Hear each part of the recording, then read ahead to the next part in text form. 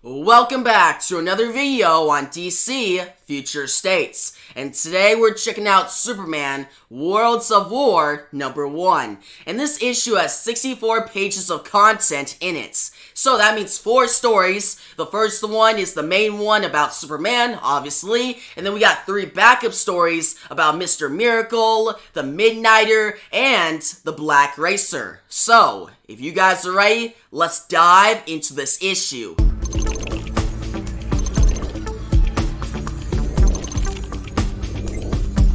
We begin in Smallville, Kansas, the home of Superman. A bus arrives and a little girl walks out.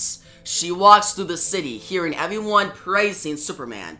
Clark Kent Superman might be gone, but those he saved still pay tribute to him. The girl walks through multiple fields and eventually arrives at a meeting of people. It's nighttime, and this group of people are huddled up in the middle of a field. They all welcome the girl to the group. The girl sees Superman's grave. He's believed to be dead.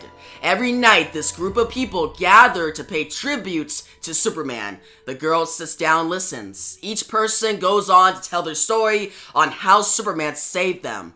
The first person is a woman named Alex. She's from Kansas City. Superman saved her when she was in Jerusalem. Her entire family was almost killed by a bomb going off, but Superman arrived just in time. Next up, a man named Donnie. He's from Metropolis. He was just a little boy when Superman saved him. The villain known as Magog was causing chaos, and Superman defeated him while holding Donnie in his arms. Superman helped keep Donnie calm throughout this intense situation. Next up, Chris. He is also from Metropolis. He was attacked by Starro, and he only survived because Superman came to the rescue. Chris wonders, what will the people of Earth do if a situation like that happens again?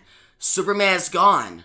Who will save them? An old woman of the group tells Chris that his thoughts are interesting. The old woman says, "Does anyone else think about where Superman might have gone?" A woman shouts, "I don't." The woman thinks that Superman's straight up dead. She brings up that Superman goes up against cosmic level threats every day. He doesn't just fight against Earth villains. She believes that one day, Superman fought threats that was too big for the galaxy.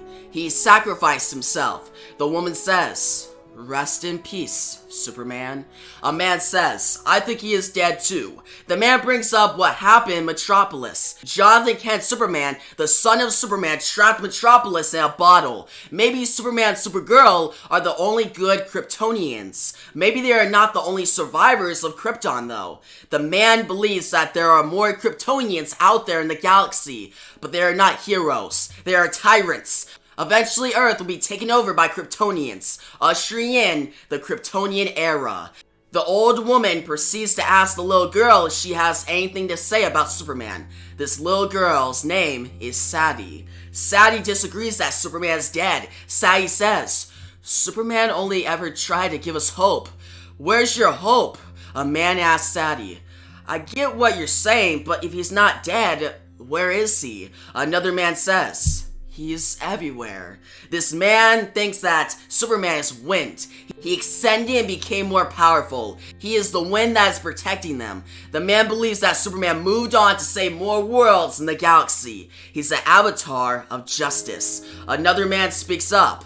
"Avatar of justice? Why does everyone remember him as a fighter? Superman was raised in the farms. He stands for peace. He's left because he's done with us. He'll wait till we are gone, then come back and fly into the sun.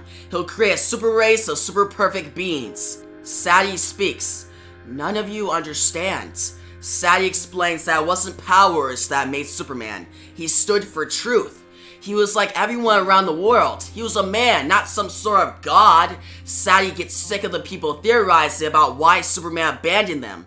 Sadie begins to leave. One man says, "Wait, tell us how Superman saved you." Sadie looks down and then says, "Superman didn't save me. Clark Kent did." Sadie walks away from the group and into the distant fields. We shift to War World. We see a Coliseum filled with a ton of people. Mongo releases 2 fighters out into the middle. One of the fighters is Superman. He was released out of his cage. He tries getting up. Mongol says, "See him, Warworld, the great champion who once laid low a sire of Mongol, now old and powerless, unworthy to wear a chain of Warworld. See what remains of Superman." Superman, with a sword on one hand and a shield in the other, stands ready to fight. His alien friend sits behind him, scared. Superman tells the alien, "Stay behind me. You're going to make it home. We're both going to make it home."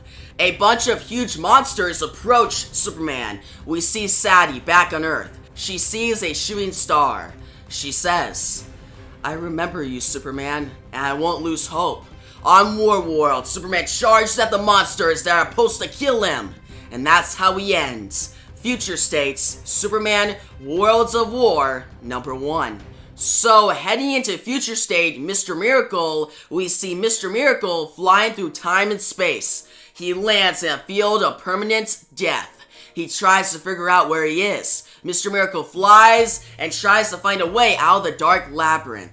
Mr. Miracle looks for the source of the labyrinth for 90 minutes. He finally arrives at lights. He sees the Coliseum on Warworld. He watches gladiators clash and the crowd cheer. That's when Midnighter shows up and tells Shiloh Norman, aka Mr. Miracle, that things are about to hit the fan on Warworld. Superman is there and he could use their help.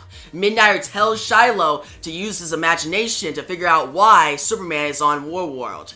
That's when a Warworld security guard and some drones go to attack Shiloh. Shiloh blasts the drones, destroying them. The guard goes to stab Shiloh with an axe. But when he swings his axe down, Shiloh disappears out of thin air. Shiloh flies through the labyrinth and sees cages filled with aliens. It's a deep space version of human trafficking. Shiloh finds an airlock. He opens it up and finds out that he is in space. He sees a whole space battle raging on. That'll be the end of this chapter of Mr. Miracle. Now, heading into Future State Midnighter, we see Midnighter on Warworld trying to figure out a way to rescue Superman. A drone comes by with a package. It's a delivery from Midnighter's best friend. Midnighter is confused. He wonders who it could be. The delivery has a speaking box in it. The box tells Midnighter that an isotope similar to kryptonite is being formed. All life in the galaxy could be destroyed. Midnighter's job is to deliver a payload and stop this isotope from being released. Midnighter is hesitant at first. He doesn't know if he should listen to a talking box. He decides to go on the mission in space. Midnighter goes through a portal. He lands on a space station, bleeding out his nose. Teleportation hurts his body more than usual.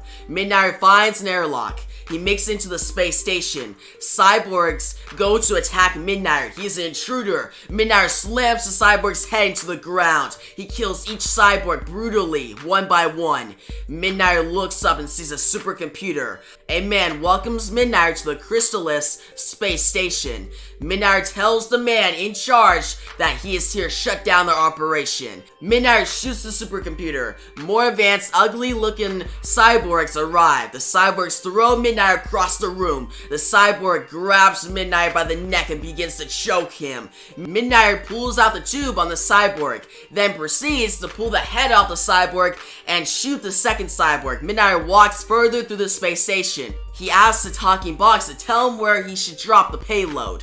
Midnighter goes throughout the station, killing a multitude of robots and cyborgs. Midnighter begins to get tired of fighting endless amounts of cyborgs. The talking box finally gives him directions. The talking box says, "Do you see a ventilation shaft nearby?" Midnighter looks, and then goes into a vent and makes it to the center of the space station's core. Midnighter releases smoke into the room.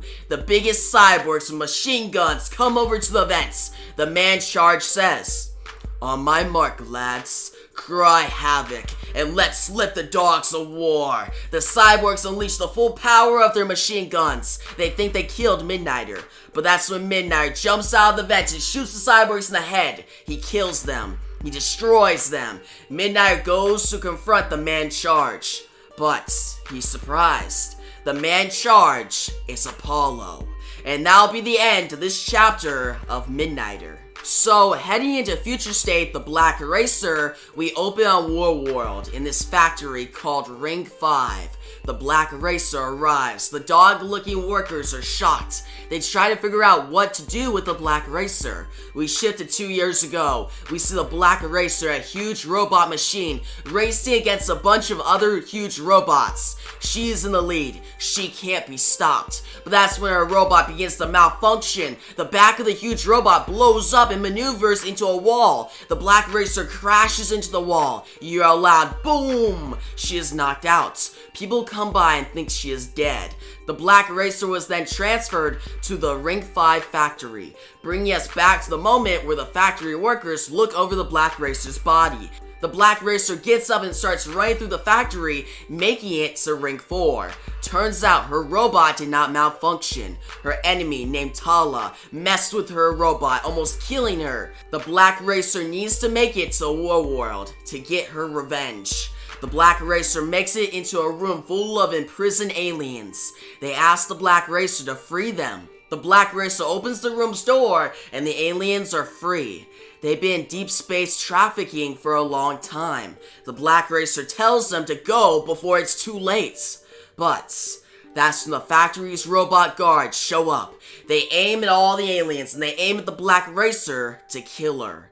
And that'll be the end of this chapter. So that was Future State's Superman Worlds of War #1. And let's talk about the main story first. Written by Philip Kennedy Johnson and drawn by Michael Janin, it's called The Many Lives of Clark Kent. And we see a girl, she walked through Smallville, met with this group of people, and they talked about Superman. How Superman saved them. And I like that idea. It was pretty cool seeing all these stories about Superman saving people from Starro, Magog who came from Kingdom Come, the story written by Mark Waid. Amazing story, so that was a cool reference. But it was just a nice touch. It shows how Superman inspires hope. But it did take up most of the story, right? Where the story was more marketed as Superman fighting on War World, and we barely get that at the end of the story. So that's kind of a flaw, but at the same time, I actually still like the story, because hearing all these people discuss Superman about who he is, about his powers and stuff was really interesting. But toward the end of the story, we see Superman War World, the stuff we wanted to see, and we just get like a tease of it. We see him with this alien, he's protecting the alien, he's in this coliseum, he's fighting out against these huge monsters, and Mongol is watching. That's all we get. So it's a great set for next issue, but it's more just a tease. This entire story is just a tease. It's solid, but I was expecting to get more. But at the same time, it does give me hype for next issue, because next issue will actually go where we want. But for now, this story, it was just okay. It was fine. It wasn't great. Mainly what made it really good was Michael Jan's artwork, because Michael Jan is a great artist, and his artwork in this is just stellar. His design of Superman being like a gladiator is just so dope, and I just really like Superman like going up against these monsters, and then all the different images of Superman saving people from villains and stuff.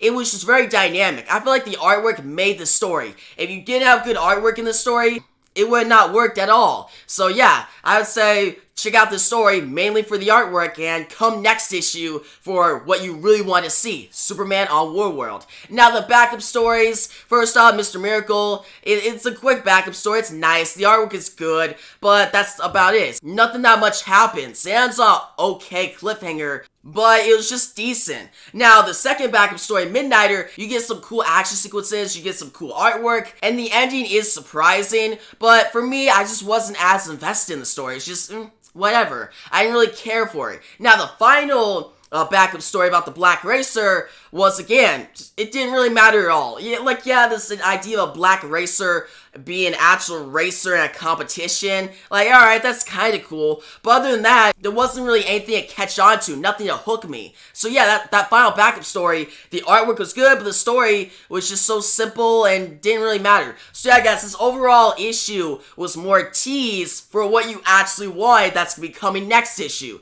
So yeah, if you pick up this issue, you'll get some great artwork, but the stories themselves inside, they're good. None of them are bad, but none of them are really amazing or even great. Even the Superman main story isn't that great. It's good, solid, it's nice seeing stories about Superman and a tease at the end, but it's not what I came for. And that's why I'm going to give this issue a 7.5 out of 10. It's passable, it's still good, you can pick it up, but it's not as amazing as I was expecting. But yeah, guys, you tell me your thoughts on this issue down below. What did you think about it? What was your favorite story out of this collection? And what are your theories for next issue? But if you liked the video, give a big thumbs up, new channel, make sure to subscribe and the notification bell so you don't miss out on my next Future State Superman Worlds of War video. And yeah, guys, thanks for watching, and peace out.